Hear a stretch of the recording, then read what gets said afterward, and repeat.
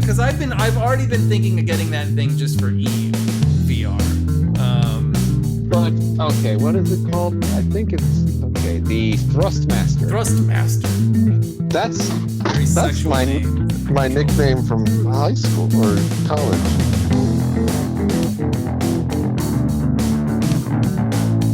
Hello everyone, and welcome back to the Wednesday Night Gentlemen Multimedia Empire official podcast. This is episode number 85. On this show, we like to talk about things like comic books, movies, TV shows, video games, political discourse, sometimes, but always Star Trek. I am your host, Tactic Angel, and with me is Midget Radio, my murderous socialist friend. Hello, Midget Radio, how are you? Okay, Tactic Angel, how are you? I am pretty happy with my choice today. I have another glass of Bastille. There's not enough to have like a normal glass. Okay. And there's not enough to have two normal glasses. So okay, I'm just gonna have to drink like more. Sure, that makes a ton of sense. Like more than I should. Okay. But less than too much. Okay. Well, that sounds like about the right target. Yes. It's going to be great. Good, healthy, non-alcoholic target. 40% proof, non-alcoholic target. Good, nice and conservative. I'm on the bullet today. The bullet. Going back to the bullet. Yeah, I've been hitting the still pretty hard, man, so I don't want to forget one of my first loves in the process. Yeah, I don't know, man. I don't know. Is it still real up in the air for you, or is it the still house It's winning? still kind of it's still kind of up in the air. Okay. You know? Well, that's good. The still house is new and exciting, you know, but the bullet brings me back to the good old days. A lot of nostalgia there. I don't know. Yeah. Talking about like a high school love. Yeah. Exactly. Anywho, we're going to move on past that and maybe talk about actual things. We have 3 topics today. 3. We will be talking about Star Trek Picard. We will briefly, well, we'll see about this, talk about Star Trek Lower Decks. And then we're finally going to talk about John Wick 3, which is a movie that's... Let me put it this way. I'm pretty sure it's not in theaters anymore. It is it is here. It is here, but there are very few showtimes. Okay. Because even when I went, it was like there was 2 showings a day. Yeah. It was like you can go in the afternoon or you can go really late. Yep, yeah. That's about what it is here right now. And you're like, I don't know if I can make it to 9:30. Yep. I remember when there was a day when we wouldn't even consider going to oh God, a show that was before 11. I know, man. We're old as shit now. It's miserable. Now I'm in the mornings more often than not. That's when I'm going. 9:30, 10 a.m. show. I don't want to talk to people. I don't want to see people. That second person walks in, you're like, fuck. That fucking guy. You just stare at him. You're like, you loser. You couldn't have come later with a friend? No shit. Come on. Ridiculous. This is my theater. What a fucking creep. Anywho. We're starting out with Star Trek Picard. Some people might consider Jean-Luc Picard to be the last great philosopher king of the Star Trek franchise. He is the Marcus Aurelius before we started getting into the Commodus and worse. Yeah. Now, with the series flagging thanks to an unpopular and profoundly poorly written show in Star Trek Discovery, CBS is turning to Patrick Stewart to try to right the ship. And we got a trailer. Mm-hmm. Yeah. Do we want to play like the presidential in one word? Yeah, sure. Describe your reaction to the trailer. Well, Tactic Angel, when I was a kid, I grew up watching Star Trek shows. Is this a story? I don't know, man. I want to use a big word like trepidatious or something. Damn it! I was gonna say trepidation. Really? I am so angry. The show is over. We're going home. Little did you know, Tactic Angel, I saw your notes before I went to your house. I uncovered your notes. I literally wrote them in the last half hour. Must have just missed me. I don't know. So anyway, yeah, it's what part made you start to feel I don't know. Well, I mean the what appears to be the central plot point of the show. There's some bitch, and she's like everything. She's the end of everything. Yeah. I mean, that's a bit like there's that line which is like cheesy and melodramatic and ridiculous. And then the other one that she says to Picard, where she's like, everything inside of me is telling me that I should trust you. Yeah. It's like a cheesy, stupid fucking line. But I can tell you exactly when it happened for me. And it was after that, because I let that go. Yeah.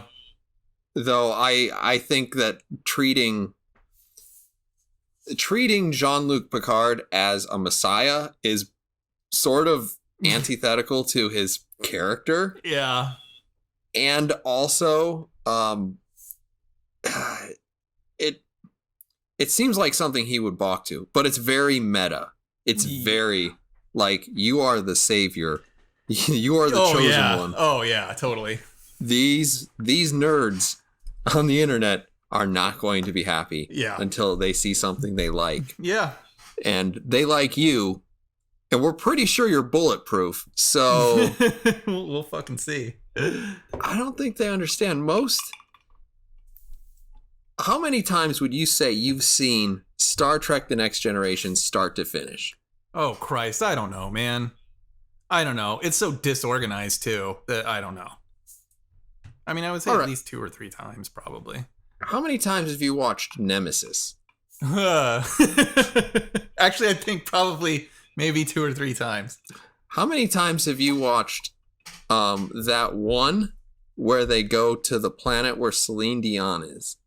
The planet where Celine Dion is? Celine Dion, and it's the Baku, and the Sona are trying to get Baku off of the special radioactive planet.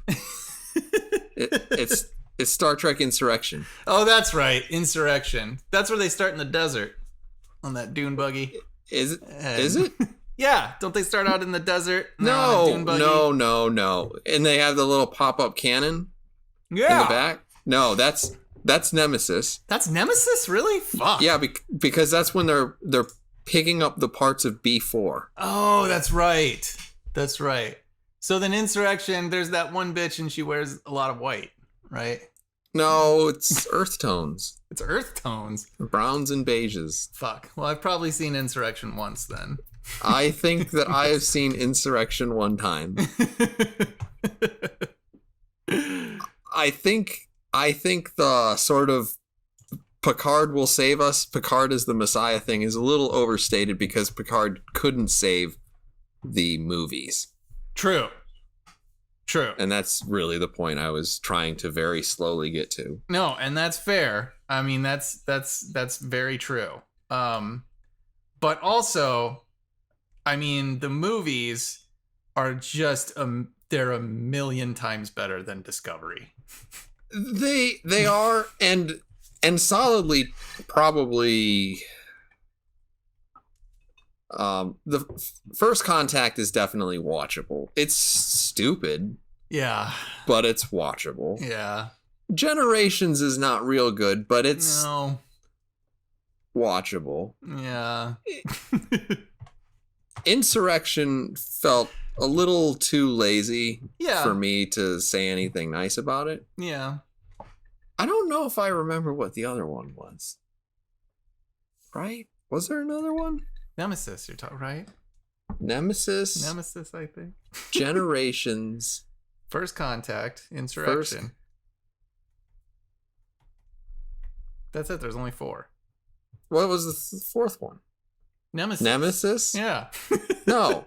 Goes Generations, then First Contact, Yeah. then Insurrection. I don't. So and then apparently the Nemesis. problem isn't that I don't remember one; it's that I just can't count. Yeah. Those are the movies. So yes, yeah, I don't know. Nemesis, not a good movie. It's watchable. I kind of like it. I like the dude. What's the guy? Isn't it Tom Hardy? I think It is. Yeah, I like him a lot, and I like him a lot as what's his face, Shinzon. Pretor Shinzon. Mm. Yeah, I I like his performance. I kind of, some of the things that I like about that are the really fringe sort of esoteric things that Star Trek fans are going to like. Like the fact that the Romulans are kind of appalled by what a bad person he is. Right? Yeah, that works. Yeah. Well, I mean, like, they say specifically at the beginning, you know, Starfleet's full of assholes, but genocide is not going to look good. Yeah. We should maybe find somebody less crazy than this. Yeah.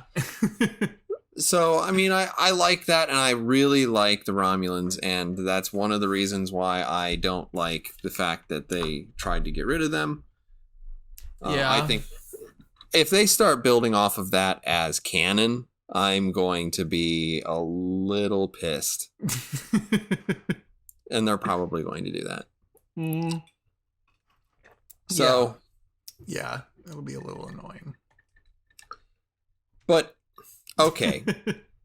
There are several things in this that, like, after you watch it the first time, then you go back and you watch it again. Yeah. And it's like, yeah, that's an overly emotional line. Yeah. And then, like, even watching it again, you look at it, and it's not shot like Star Trek. No, it's definitely not. No. It's shot like No Country for Old Captains. Yeah. And then you kind of start getting into the discount crew that they have. Yeah. And you're like, this kind of looks like Dark Matter with Picard in it. A little bit, right? Because is it a Vulcan? Is it a Vulcan and he has like a sword? It's either a Vulcan or a Romulan. Romulan, right? Yeah. And he has a sword. Yeah, he has a sword for some reason. That seems weird. Right? That seems unnecessary. And then there's a kung fu scene. Yeah. And you're like, Yeah. there's not a lot, like, other than the original series, there's not a lot of punching that goes on. No. So, I mean, except for that time that Cisco punched Q in the face. God, the best captain. It's just the best ever. That's how you react to an all-powerful being. You punch it right in its fucking face. that's certainly a way to invite a response. Fucking badass. So I was a little concerned about that. Then, of course, they throw just as much fan service into this as possible. Yeah. Because I remember seeing 7 of 9 and I was like, well, that's certainly interesting, but why is she showing up like they have a relationship? Yeah. Well, I don't know. I mean, this is the trailer. I have to say, for most of the trailer, I was like, and then, I mean, I'm going to admit to it. When Jerry Ryan showed up, I was just ecstatic. Because I love her. I love her character in Voyager. I love Seven of Nine so much. And I love the fact that even within the trailer, she actually seemed more human. Which, like, well, that makes a lot of sense, actually. I was a little bit yes when I saw her. And I don't really love Seven of Nine, but I do kind of love Jerry Ryan, if only for her appearance on Tabletop. Yeah, that was fun. When they were, doing the, shimmy, bump, bump. Apparently, everybody knows how to do it. It was just so charming, and she was so into it and unapologetic about being. And as a fan, you look at that and you're just like, yeah, I like these people. Yep. I like these people because they don't make me feel like a second-class citizen for liking them. And they enjoy what they're doing. Like, yeah. So, yeah. So, like, that was a little weird. Then they throw some more fan service. You're like, oh, is that Data? You're like, yeah. Oh. Yeah. And then they show pudgier Data. But yeah. They throw some more fan service at you. It's a Borg cube. Yeah. And you're like, oh, God. Yeah. Well, it's like clearly, right? This bitch has something to do with the Borg. That's probably why Seven is there. And that's probably why Picard is getting involved. Like, there's that camp that they have, and it's like 5,400 days without an assimilation. Yeah. And yeah. Oh yeah, and they had Captain Picard Day banner somewhere. They did have that. And you look at it and you're like, why? Yeah. Why does this exist? Maybe he saved it, Tactic Angel.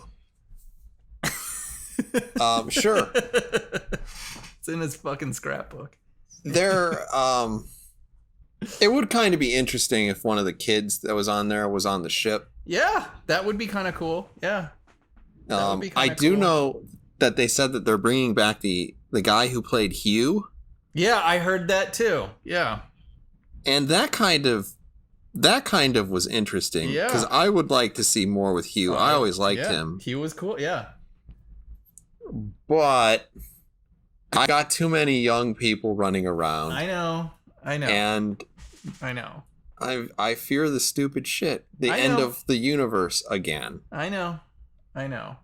Like, I think there's no doubt that there's going to be a bunch of stupid shit in this show. But, like, I just want, like, a mediocre Star Trek show. Yeah? You know? Yeah. I mean, as long as it's not complete shit. Now, the thing that you don't want them to do is, if TNG was the Matrix, you do not want them to turn this into the Matrix Reloaded. Good Lord, no. And I fear that a bit. Yeah, I mean, I can see it. You know. I mean, there's enough like Alex Kurtzman all over the trailer, I think, to be worried. But I just like, I just can't get my head around the idea that like, that Patrick Stewart would come back to do something like Star Trek Discovery. Like that he would review the scripts for Star Trek Discovery or the plot line for Star Trek Discovery and be like, yeah, I want to revisit Jean-Luc Picard in the midst of this bullshit, this time travel nonsense crap. And then I also just can't imagine a writer like Michael Chabon wanting to involve himself in something that is just that horrifically written and unplanned and and disorganized. There's the possibility, right, that you sign on to one thing and then it turns into something that you did not expect. Sure. Because, I mean, we kind of saw that with Mark Hamill in the new Star Wars movies. And I don't think they've gone under the sort of cataclysmic change in terms of staff, in terms of leadership. Yeah. At CBS, though they did lose their CEO, and it does sound kind of like Kurtzman is a fringe character or a more fringe character. I certainly hope so. Yeah. But I mean, there's no real telling what's going on. No, there isn't. It's and all speculation. And you do kind of still fear the 13-hour movie, which is almost always going to suck. Yeah. So yeah, I'm just not sure. I mean, you know, there's no I'm certainly not either. But I don't know, man.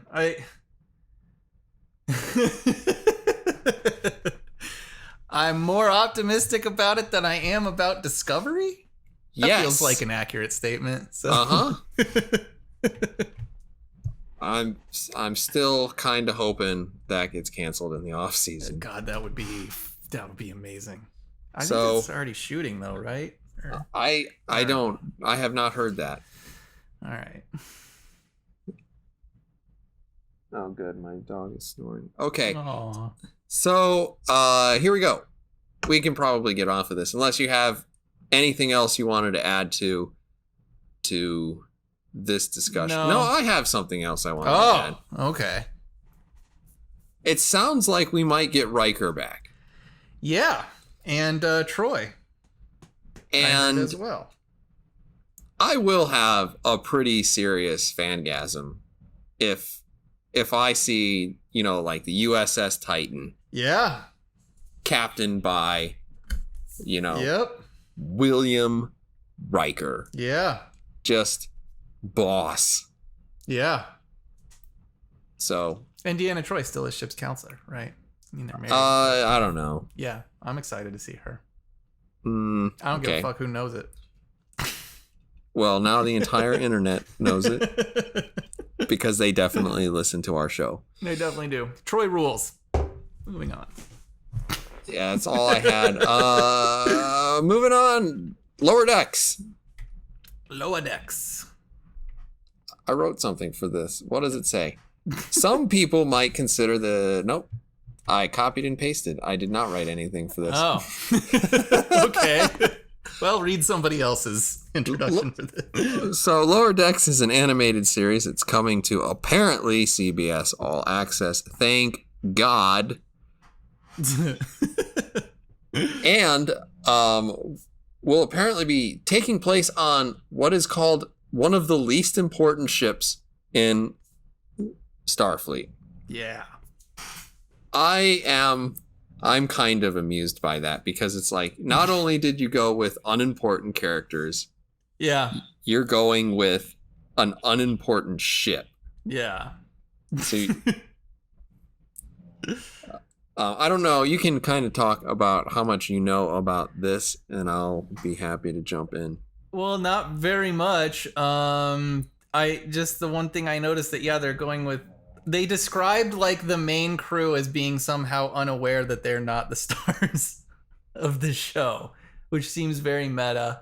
But also like, I don't know, kind of funny. Isn't the guy who's developing this like one of the writers from Rick and Morty or something? Yes. So, I'm down with that. Like, I can see a good amount of hilarity coming out of a Rick and Morty style exploration of the shenanigans of lesser crewmen. Yeah.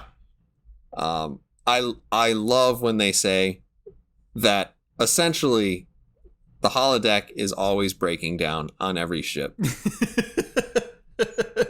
Because the amount of nonsense that you can pull with the holodeck is pretty profound, right? That's fucking fantastic. Yeah.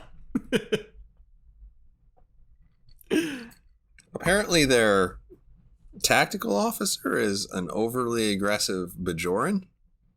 That sounds really interesting. So I do hope that on top of being a really fun tongue-in-cheek sort of adventure, Yeah. that they do also do some of the character stuff. Oh yeah, I hope so too. Yeah. Because I know that they've described kind of their 4 characters. You have a by the book guy who's he knows the regulation. Yeah. But apparently he's mostly incompetent when it comes to performing. And then you've got like a headstrong lady, and she doesn't care about her job once she leaves work, which I think is actually a little messed up because you don't fall into Starfleet. Yeah, true. Then there's a guy, he's an early adopter of technology. He's the guy with the like cyber head. Oh yeah, okay. So there could be some fun Yeah. tech stuff there. Pretty meta, probably. Yeah. I would And say then so. It looks like they've got an Orion girl, and I'm not sure about that. So Yeah. I don't know. Is she gonna sleep with everybody on the crew? I hope so. Me too. But it's just, I don't know how that works because I've never seen that species on a starship. And I keep thinking back to Lolani. Yeah. And it's like, she seduces everybody. Yeah. You're like, yep, I got it. Yeah. That I sounds love fun. that. Love that show. It is a good show. I was a little more, the weird thing is I was a little bit less apprehensive about this show than I was about Picard. Oh yeah. Well, I think this show it's a comedy, so I think it'll be kind of easy to write off. And I guess you don't have anything emotionally at stake. Yeah. If, there are a whole bunch of randos Yeah. flying around the galaxy. You're like, yeah. Yeah. They can kind Like- of do whatever they want, just as long as it's funny. If it's funny, it'll be successful. Yeah, possibly. Hopefully, I guess. Yeah. So, I mean, we'll see. We'll see about it. I'm not real pumped on this CBS All Access thing. No. So, I mean, I guess we'll see what happens. with that. Yeah. That's all. Yeah. They just keep pumping money into that. They have to be losing so I much think cash. You would think so. I was really wanting to watch like Twilight Zone, but I heard that was really bad too, apparently. Apparently, like, they shot all the episodes, and it sounds like the first 2 or 3 episodes were like pretty good. decent. Yeah. Because they must have like sat down and watched all of them, and they were like, objectively, is this shit? Yeah. And people were like, mostly shit, pretty good, excellent, total shit. Yeah. Excellent. You're like, we'll take those excellents, move them to the front, Yeah. and just hope that it gets renewed before anyone notices. Yeah. But what did you expect? What did you expect? I know. Rod Serling was kind of a special character. Yeah. And he's really the only reason that the Twilight Zone ever worked in the first place. Yeah. Plus, you're also in a time where you can get other people to write who are like big names in terms of sci-fi. Yeah. And I'm not even sure how many big names there are in sci-fi other than just by attrition. There's probably like one of them. Yeah. And you're like, this guy is the least shit writing today. Yeah. Yeah, I mean, So- I think there's that, and I think like, because there are definitely a number of dud episodes in the original Twilight Zone, but they're also only like 22 minutes long. So, this I think is like, 45 to an hour or whatever. So I just feel like there's more of a time commitment there, and if it sucks, it just means it sucks for longer. Yeah. Yeah, you got to kind of like hang in it for Yeah. a long time. That's just, I think that makes it worse. At least it does for me. I can sit through a bad Twilight Zone episode with Rod Serling, Yeah. no big deal. But yeah. And I'm not really sure that Michael Peel is as amazingly creative as some people seem to think he is. Yeah. He showed up a couple years ago. He made like one good thing. Yeah. And it's like, let's just throw everything at him. Yeah. I don't know. Did you guys? It's probably too much. It was probably too fucking much.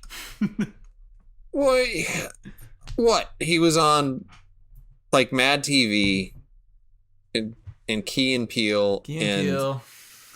And then what? What the fuck was it called? I don't remember the name of the movie now. Fuck. There's 2 movies. And they're both kind of like weird horror, weird sci-fi. Get Out was the first one, and then the other one was about that family that's like hunted by itself.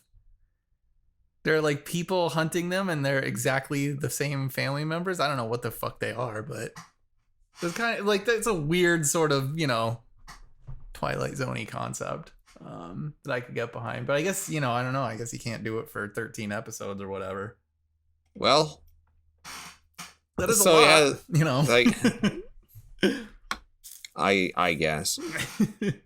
So I don't know. We're off topic. And I haven't seen this, and from the sounds of it, it's shit. Yeah. So I probably won't besmirch the fine memory that I have of Rod Serling. Oh, hell no. No. He needed to lock down those rights and take them to the grave with him. Yeah, probably. Because they just keep... I mean, even... Peele could have done, a reboot of The Outer Limits. Been the same thing. And that would have been fine. I actually remember, like, the 90s reboot of Outer Limits. I actually liked some of those episodes. Yeah. Yeah. It was kind of fun. So, yeah, whatever. Yeah. What are you going to do?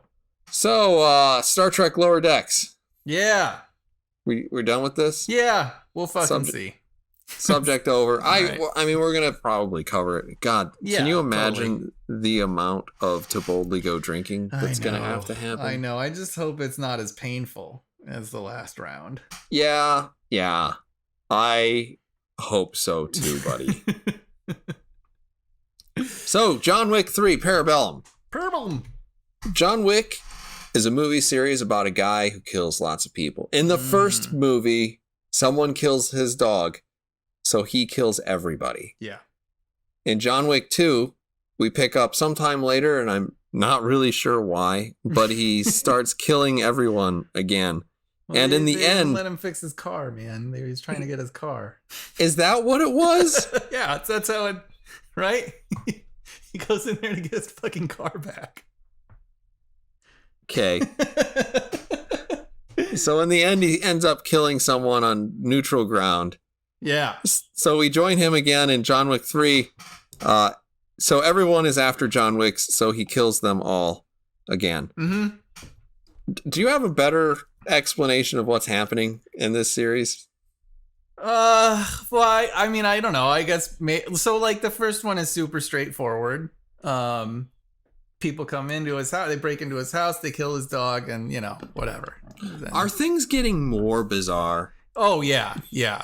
I like the second movie started with him getting his car back, and then once he gets his car back, then that dude, one of the dudes, he's not like. Wait, is he actually from the high table? I don't remember. But anyway, he wants to call in a marker or whatever, like John Wick's marker. Like John Wick's supposed to be out, and then this dude comes back and he's like, "Hey, whatever. We have this agreement, and you have to do this thing for me. And if you don't, then like it's bad news." And so like that's the conflict for the second movie, and he ends up killing that dude at the end of the second movie, and so now he's excommunicado, and that's where we pick up in John Wick 3. And everyone tries to kill him. Yeah, the whole island of Manhattan. More than that, because they travel to Casablanca. That's true. There's even people in Casablanca. Did you notice any references to Casablanca when they were in Casablanca? Oh, you know what? No, I didn't really. Were there any? I didn't see any because when they went there, I'm always like, okay, throw me a bone. Yeah. Right? Yeah. And it never happens. And That's then I too get bad. pissed off and you're like, how dare you not service my fandom? Well, it's a legit thing to be mad about. It's like, do you remember 77 years ago? There was a really good movie. Yeah. I love that movie. It's a good movie. It is one of the Solid best film. movies ever made. Yeah, that's kind of sad. That's kind of sad. So there wasn't anything there. And okay. Clearly plot is of exceptionally secondary importance here. Oh god, yeah. Yeah. How did you enjoy the fighting? I thought it was amazing. I thought there was a lot more creativity in this movie than there was in John Wick 2. And yeah, overall I like really enjoyed it. Do you owe that to that in this one they spend a lot more time in hand-to-hand combat? I don't know. I mean, there is that, but then there are like extended gunplay sequences as well that are even much better. And I assume we're gonna do a spoiler section in this, so I don't want to get into that too much. Yeah, we can do that. Okay. I have a hard time with this movie for several reasons. Okay. I saw it 2 weeks ago. Okay. And I remember almost nothing. Well, that's sad. So I'm a little bit, yeah. I will say this. I love this franchise. I know I love it like way more than you do, and probably more than it deserves. But I think it's because it's God. It is Because it's servicing a unapologetic. need, you know. Like so that aside, I do wish that they would end it, because like I think trying to find excuses, which is really all the plot is there to do. Trying to find excuses for these movies to continue existing, like it's increasingly it's just increasingly weak, I think, with each subsequent movie. I mean, the first movie was just perfect. It's perfect action movie stuff. It's simple revenge. It's a simple revenge plot. That's all it is. And that's all that. But now it's gotten so much more complicated, and the world has gotten more complicated. And while I like how sort of absurd the world that they've developed is, it's just it's growing. It's getting into I think some pretty tedious territory.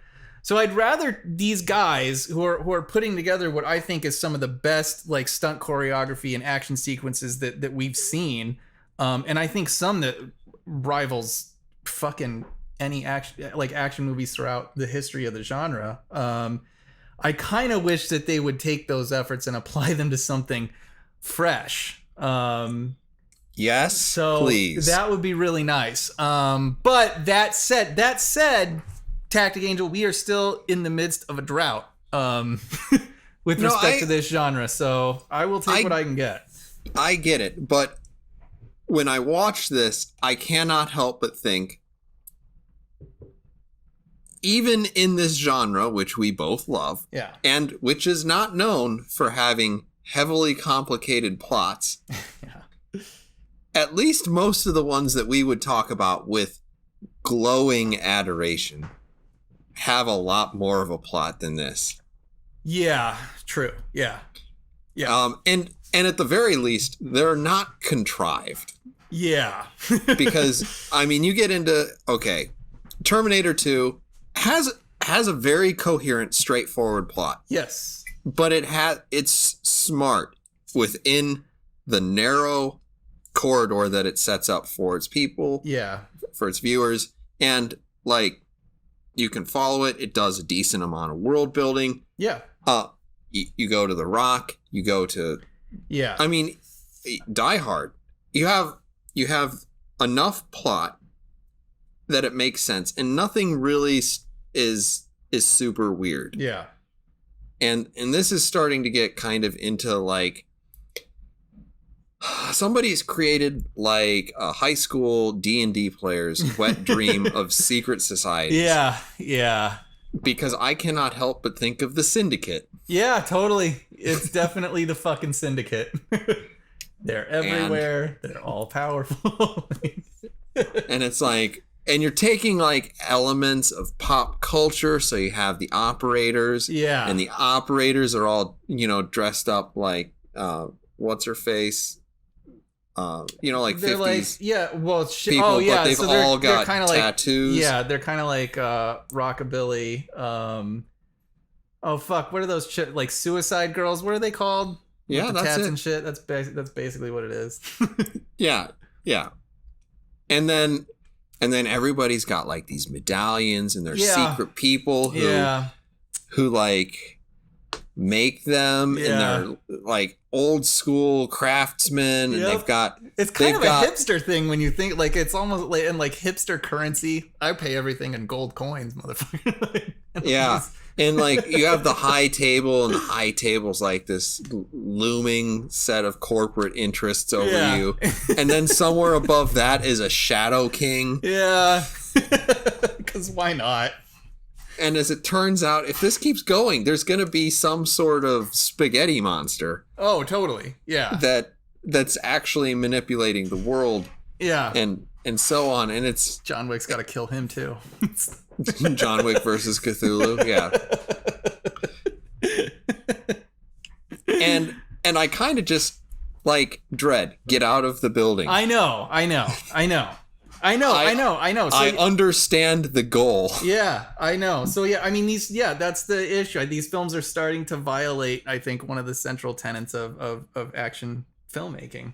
Plot twists? Yeah, it's too more much. More than one and too sharp. Yeah, it's too top heavy at this point. Which is frustrating. But still I still like these movies. Yeah, there are parts of the movies that I find interesting, and then I forget entirely about them because, I mean, other than the fact that Ian McShane's in it. Yeah. And, I mean, with the recent death of Rutger Hauer, I can't help but look at Ian McShane and say, man, I love seeing you, but you are wasting your fucking time. Yeah. Oh God. Yeah. He is. Yeah. Criminally underutilized. Oh yeah. It's pretty sad. God, because he's capable of so much. I mean, he can walk onto this set, not try at all, and be completely captivating. Yeah. Absolutely. Yeah. Probably the best part. I mean, honestly, Keanu Reeves gets solidly outacted by at least two people that I can think of, because I also think that Lawrence Fishburne has a little bit more going with his character. Well, he's always much more fun. Lawrence Fishburne is always fun in like everything that he's in. I mean, Angelica Houston probably does a better job, but she has like some weird fucking thing that you don't understand. I don't really know what's going on there. The whole tribe thing. Yeah, I don't. They threw in, I think, Jerome Flynn just because they were like, Game of Thrones is popular. Yeah. And that was a mistake. I like seeing him. It's fine. He's one of the better characters in Game of Thrones. Unfortunately, they kind of wrote him into it. They wrote him far beyond the breadth his character should ever have taken. Yeah, they did. That's true. And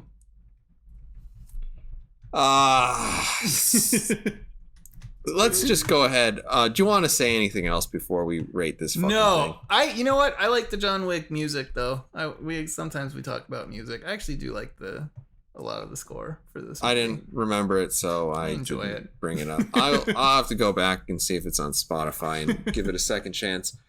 I will update you all if I really like it, or more likely I'll just forget. I'm sure you will. Midget Radio, old school Netflix, before they lost $17 billion in one day. What would you rate John Wick, Chapter 3, Parabellum? I'm going to give this movie 3.5 stars. Whew, you really did like this movie. Mm-hmm. Yes, I did. I had a lot. I was bored during a lot of this movie. It was pretty much any time that there wasn't actually choreography happening on screen. Sure. I was really, really struggling. Sure. So all in all, other than like a couple of fanciful D&D ideas, and some good, mostly hand-to-hand combat, I was not super into it. I'm gonna have to go with 2. All right. 2 stars. Tactic Angel. Fucking hater. Yes. I'm not trying to be like really hard on this movie, but I have literally, like, when you sit down and you try to write up what happened in John Wick 2, I don't fucking remember. Yeah. And when I saw John Wick 3, literally like 2 weeks ago. Yeah. And it's such a blur to me. Yeah. I understand at least why this one is occurring. It's because he fucked up at the end of the last movie. Yeah. And he fucked up in a way because he had an idea that, like, the guy really deserved it. Yeah. And I guess he just thought he was going to live in a hotel the rest of his life. I don't know. Or it was like immediate gratification. Yeah. Culture. I need to kill you today. Yeah. Maybe. Whatever. Yeah. It's high on the... Yeah. I don't know. I forgot to mention something in the non-spoilery part of this. Okay. I really liked Zero. I feel like kind of a Yul Brynner lookalike a little bit. Maybe it's just the bald head, but... Yeah. I kind of disliked that his character seemed to shift quite a bit here and there. Yeah. Yeah. He's played by a guy named Mark McCaskos. And I just like him. Yeah, I liked him too. I thought he did a good job. I do too. And that said, they didn't do much with his character. No, they never do much of anything with anybody's characters in these movies. Which, you know, I mean, it sucks. Like, it's sad. Yeah. But I mean, at least they gave him something. This guy's a guy who, I mean, you have to have seen some of his shit. He's done just 100,000 B movies. I'm serious. He's done like 100,000 B movies. I mean, I'm sure I have seen him and stuff. I don't know what. So, I don't know. I'm going to look while you're making your point. I don't have a point. I just feel like he was underutilized, and I did like seeing him, but it didn't go anywhere, and ultimately I got a little bit disappointed. Yeah. He was probably the funniest part of the movie. Yeah. when he started like fanboying all over John Wick. I like that. I've been looking forward to meeting you. I had hoped that one day we would be able to kill people together. Yeah. That's pretty great. You're my idol. Can I have your autograph? I'm gonna murder you in a minute. It's fucking awesome. Wow, yeah, he's been in a million things. I don't know if I've seen any of this. Oh, but he was in an episode of Martial Law, which was the short-lived Sammo Hung TV series, a series that Sammo Hung had here in the U.S. during the whole Hong Kong explosion, thanks to Jackie Chan back in the 90s. Yeah. It's a good era. But thank you, Jackie. We appreciate everything that you've done for all of us. No shit, man. Now, please stop making movies. Yeah, it's about that time. Unless you ease into the Mr. Miyagi thing, which he actually did. Yeah. In a movie that was terrible. Well, it wasn't good. It was way too long. God, it was so long. The movie's like 2.5 hours long. So Anyway. we're not talking about the right thing here. No. So John Wick 3. John Wick 3. It's the third movie. Yeah. I don't know what I want to start with. Third of 4 or more. I know. Like, I really was hoping this would be the last one. Maybe we'll start with that, I guess, the plot stuff. So, like, yeah, this movie violates a couple of those rules. So we know that he's, like, excommunicado, right? So you walk into this movie thinking this is just going to be about John Wick basically trying to survive. And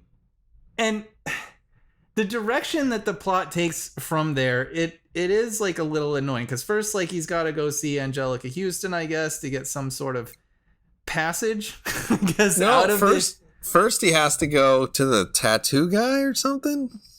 Oh, well, that was because he got stabbed in the library.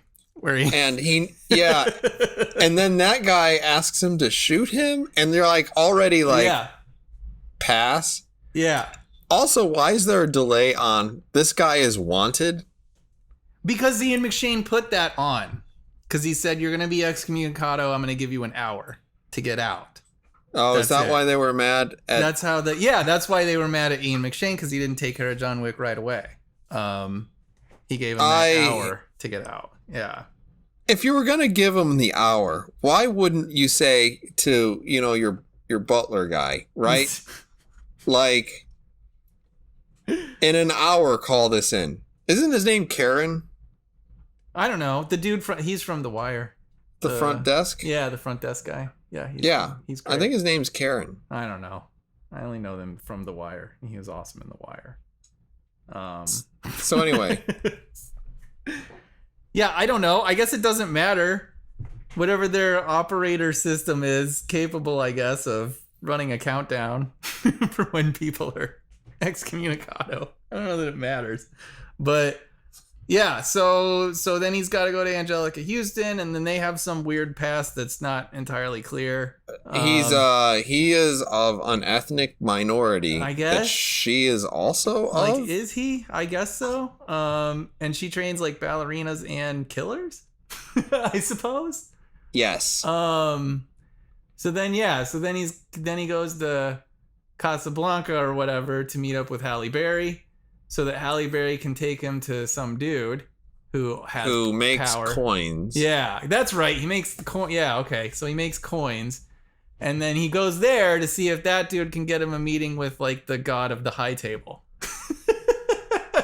And so then, after all of this nonsense, he meets with the god of the high table in the middle of the fucking desert, because for sure, why not? And if I were god of the system that runs everything, yeah, I would not live in a tent in the desert. Right? I mean, there's no AC in there.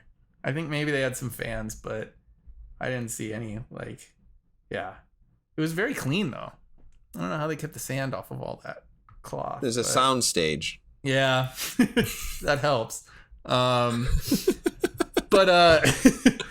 But so yeah, so then he's like, I'm sorry, and I don't want to die. And like, this is kind of a weird moment, I feel like, for John Wick, and it'd be asking a little too much of these movies to like take these characters very seriously, you know?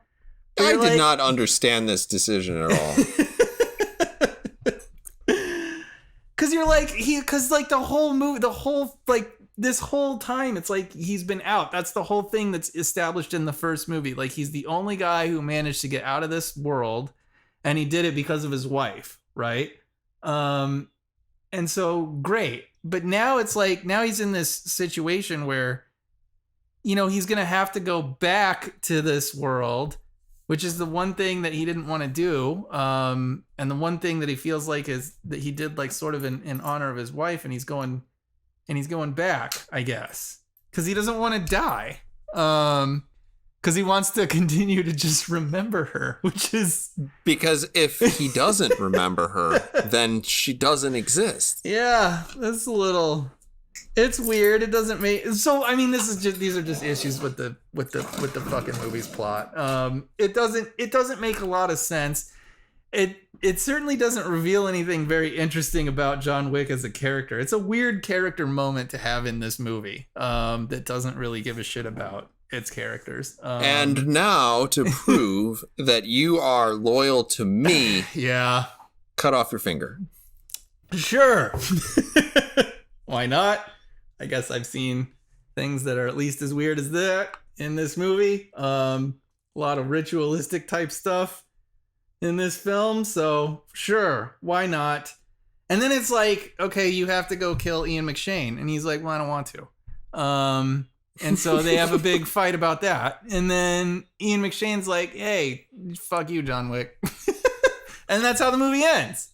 And you're like, well, this is like, I don't even know what to do with a John Wick 4. No, I'm not really. Wait a second, because he shoots him and then he falls off the building. Yeah. And then for whatever reason, they come back, right? He comes back after that. Well, he's still alive. John is still alive.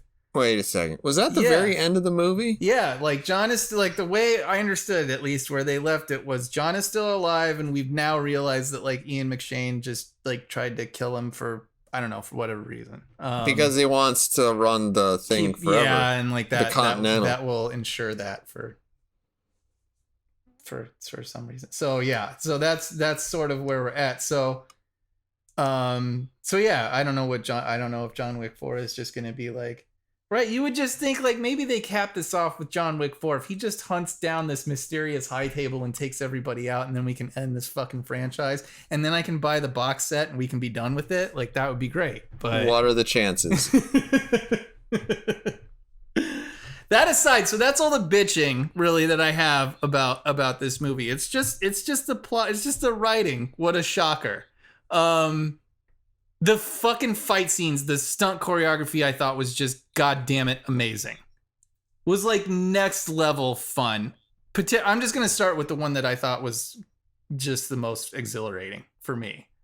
And that was Halle Berry, Keanu Reeves, and her fucking dogs.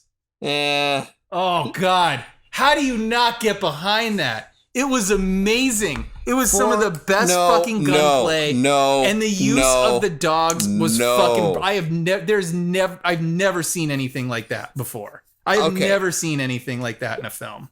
Dogs, yes, because those Belgian Malinois will do whatever you can train them to do. God. And they are. I mean, if you've ever seen any training videos, you have dogs that can scale like 30-foot walls. Yeah. And you're just like, man. Yeah.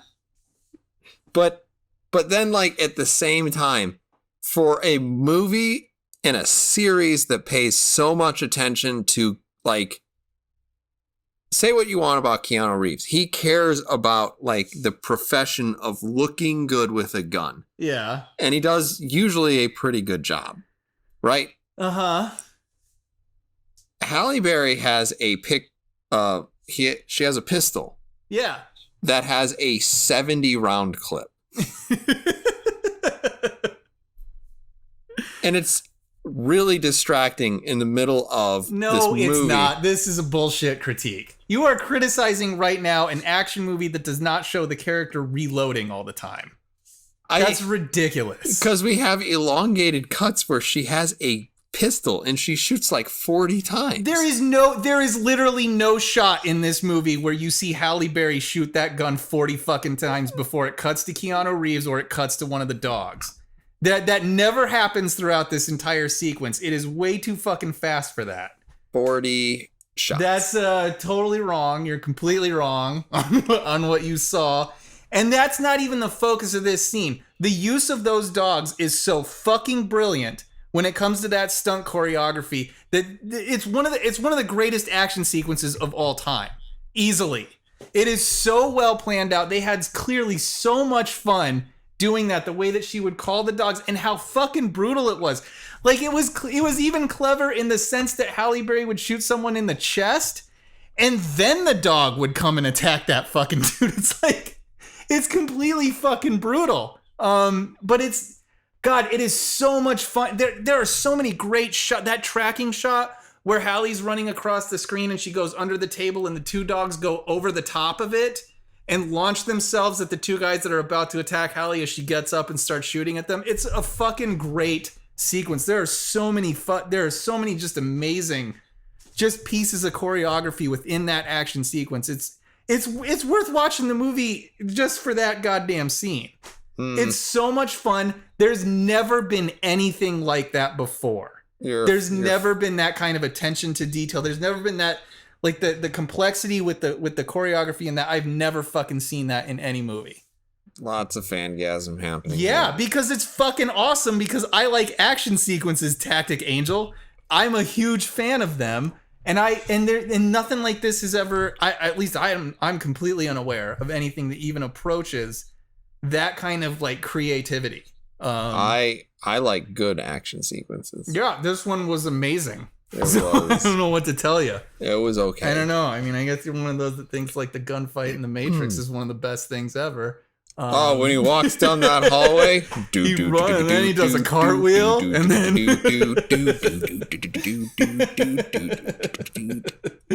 that sequence was fucking awesome. And the fact that it starred two dogs and two people in their 50s kind of made it even more fun for me. But so after that, I actually thought that I was probably most impressed with the first fight scene in the weapon shop, because I think it was a lot of knives. Yes, it was a ton of knives. And oh my god, that was no, amazing not too. that one, the one before that. Because then, like, in the weapon shop, I also thought that was sort of interesting. I thought that they were doing some funny things with CGI, because I think he was throwing more items than he could possibly have held. Well, he was throwing, like, he was using both hands, and there was one sequence where he threw at least 3 knives out of one hand, which, maybe that's possible, but he's a badass. I certainly cannot do it. But what was, like, one of the things I loved about that sequence so much is that not only was he throwing knives, like, they were busting glass to get into the knife, and he was throwing, like, chunks of broken glass as well. And the fact that a bunch of the knives just bounced off of dudes. Like, that's such a cool touch to add into a movie like this. That, like, it's just about volume more than, like, throwing it accurately. That some of the knives actually would hit people and just bounce off. And then he'd throw another and another and another and another. And at least 4 of those things are fucking going in. Like, one of these is going to work. That's such a cool touch, I think, to add to a scene like that. They're just fucking geniuses when it comes to this. They're having so much fun. That's clearly where all of the thought and energy is put into these movies. And my God, I think they do such a great job with it. Such a great job. Cool. Cool. Oh God, and even with the dog, like a dude would, like, aim a gun at like Halle Berry or John Wick, and then a dog would fly out of nowhere and chomp on the gun arm and take him out. Is this gonna be come out like the 2 dogs would come and take the legs out from the dude? Like, God, it's so much fun. Is this gonna be like the next hour of just like? Yeah, this is where all 3.5 stars live. Technically, with the dogs. The dogs are probably like 2.5 stars, and then the remaining the rest of the movie's 1. The knives, and then I actually really enjoyed the fight at the end too, between him and Zero. Oh, yeah, kind of. I was a little, yeah. It's fine. I think what I liked about it is that, like, well, I liked the use of it was kind of mirrors, sort of. It felt like it felt like a little bit of an homage to the fight scene at the end of Enter the Dragon. I was thinking at the end of Skyscraper. No, it's not like Skyscraper. It's like a Bruce Lee movie where he fights that dude with the tiger claw. And it's in that hall of mirrors. And I liked what they were doing with this. Like, they just had so much fun stylizing these sequences. The scratch marks that the swords would leave in the transparent, whatever. Like it was just really cool. Like it's just so stylized. God, they have so much fun. Like I think you would at least have to admit that the fight scenes in this film are leaps and bounds above what they did in John Wick 2. They had way more fun in this movie. Certainly had more variety. Yeah. Because in John Wick 2, there were definitely like, shoot him in the knee, shoot him in the head, shoot him in the knee, shoot him in the head, shoot him in the knee, shoot him in the head. Yeah. I bet you can't guess what's going to happen next. Yeah. Shoot him in the knee, shoot him in the other knee, shoot him in the head. I love this at the end too, in the hotel, with the armored guys. John Wick's shooting people in the fucking head, and they go down, but then they get back up, and having to like dig in there and like take them out jujitsu style, and then get in between the fucking armor and shoot them in the neck, where it's like vulnerable. Like it's just they had so much more fun doing this choreography that I don't know how you can't get behind that, man. That, I mean, it was quite a bit better, but I felt like the plot got even more fucky. I mean, it did. Yeah, it did. It did. It definitely did. The plot is certainly the worst thing about this movie. True. So, I mean, I have a tough time because a lot of, in an action movie, you want there to be some sort of emotional investment with your protagonist. Yes, ideally. Just like anything else. Yeah. And I think, like, we can give a pass to some action protagonists. Yeah. But when we do that, it's not that they don't have one at all. It's just that we allow them to have like sort of the easy mode. Yeah. Of plot development. And like this one's, it's starting to get so freaking weird that it's hard to get into it. Yeah. And you don't really even know what's going on. Yeah. And I think you kind of nail it with like this sort of emotional investment, at least with the main characters. Because even action movies that I think are on our list, but maybe not everybody else's list, but a movie like Walking Tall, I would say, is technically better than probably any of these John Wick movies. And it's because The Rock is actually a really likable character in that movie. Yeah. And you kind of care about him, and you care about like his stupid town and all of that crap. Like there's not a fight scene in Walking Tall that even approaches what they're doing in John Wick, but it's probably a better action movie, I would say, because you do care, you know, do care. Well, The Rock has a lot of charisma, and that plot plays to you liking him even more. Yeah, pretty well, and they have a reasonably dislikable sort of main character or main antagonist. Yeah. And so it has everything going for it. And actually, that's kind of an interesting thing to think about. This movie doesn't have much of an antagonist. No, that is very true. Yeah. And that might actually be going a long way towards, I don't understand why I should care. Yeah. Because, you know, you have the Syndicate, and it's working for the Illuminati, who's secretly pulling the strings for Cthulhu, and it's what? Why should I care? Yeah. What's at stake? I'm not really sure. How is he going to get out of it? I can't possibly comprehend. Yeah.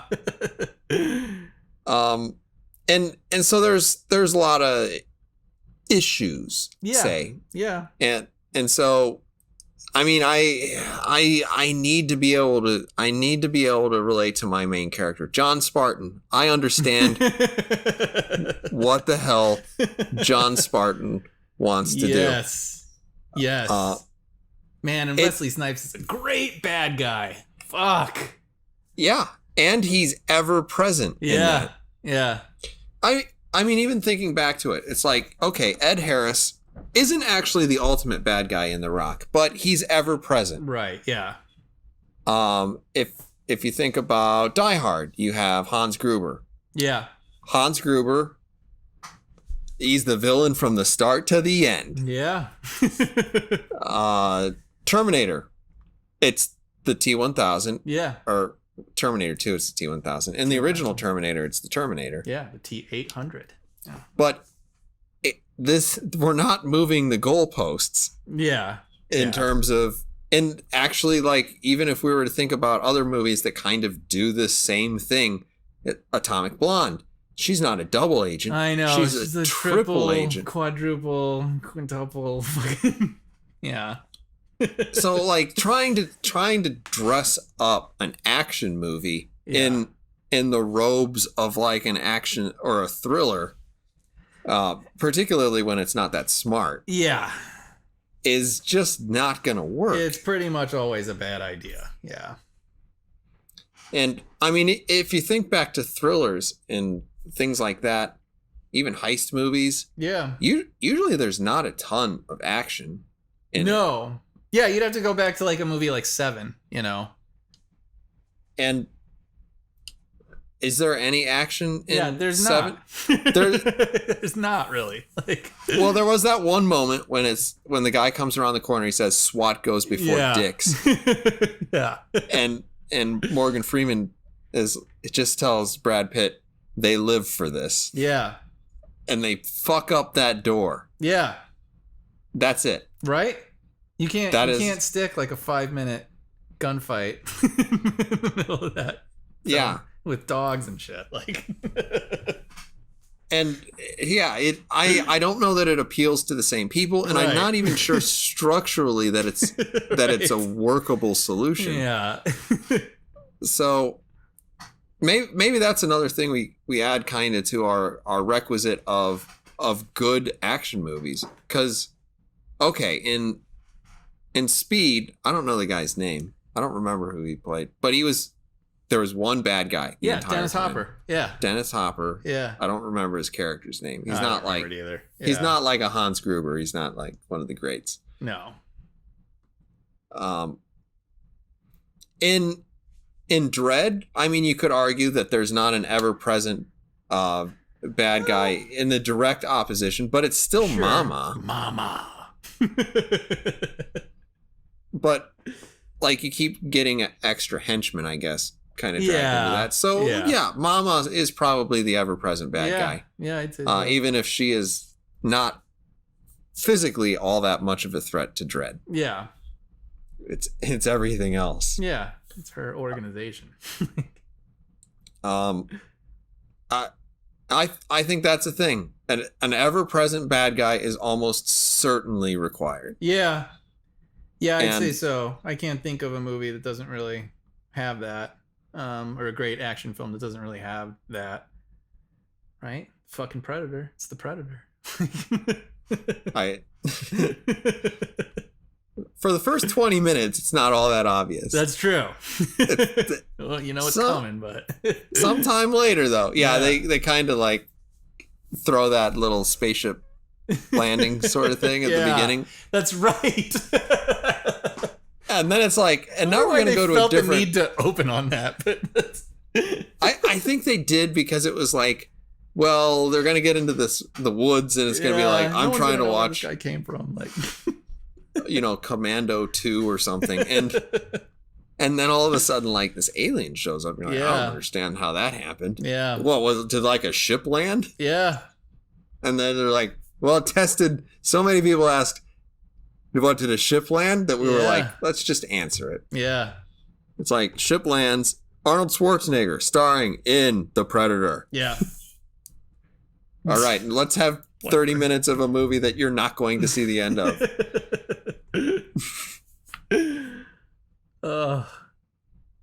Yeah, no, it's true. It's true. Last Action Hero, you have an ever-present bad guy. True Lies, ever-present bad guy. Yeah. Demolition Man, ever-present bad guy. Simon Phoenix. Across Time. Yeah. So, I mean, you don't have that here. It's starting to get like not even just contrived, but like it's fucky with the just I've got this marker. It was made by a magic elf man. Honestly, if they brought it down to, if they could just finalize this with John Wick 4 and just have him go against the high table, that would be the best way to handle it, I think. Then you have, here's the villain. It's the high table. That's it. We need to get rid of them so that John Wick can be free of all this bullshit, whatever. You'd have to introduce the high table kind of early. Yeah, right? you would. Yes, you would. Yeah. So that you would at least like, because that's what they do, and that's what they do. I don't mean to interrupt you. I feel like I'm just reinforcing your point. But like with John Wick 1, you know right away. It's just this twerp kid. It's fucking Tyrion, or it's it's Theon Greyjoy from fucking Game of Thrones who killed his dog. That's who he's going after the entire fucking film.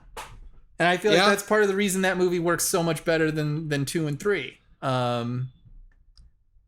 And you know right away, like you see that kid right away in that movie. Like, you know he's a cunt right away. Like, and